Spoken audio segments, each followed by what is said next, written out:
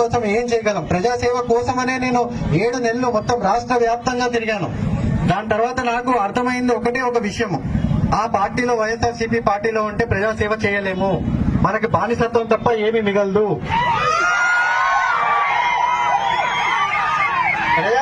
ప్రజాసేవ చేయాలి, మనుషులకి సేవ చేయాలి. మీరు చెప్పండి, ఒక్క ఎంపీ ఎమ్మెల్యేతో మీకేమైనా పని అయిందా ఈ రోజు వరకు?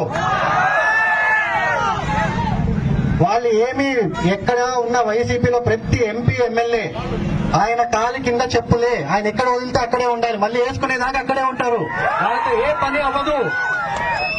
సో మీరు దయచేసి ఆలోచన చేయండి, ప్రజల కోసము, మీ ప్రాంతం కోసము, మీ పంచాయతీ కోసము, మీ మండల్ కోసం ఎవరు చేయగలరు?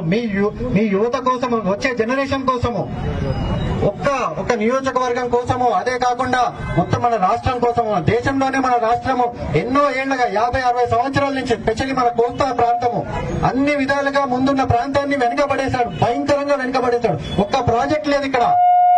మనం ఏమి అడిగినా గానీ కృష్ణా జిల్లా దగ్గర నుంచి గోదావరి జిల్లాల దాకా ఉమ్మడి జిల్లాలు ఇప్పటి వరకు ఒక్క ప్రాజెక్ట్ అయింది లేదు.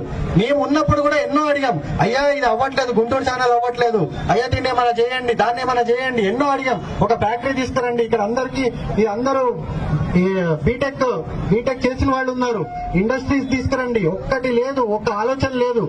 ఏమన్నా అంటే ఒక బటన్, ఆ బటన్ తో ఏమవుతుంది? సరే,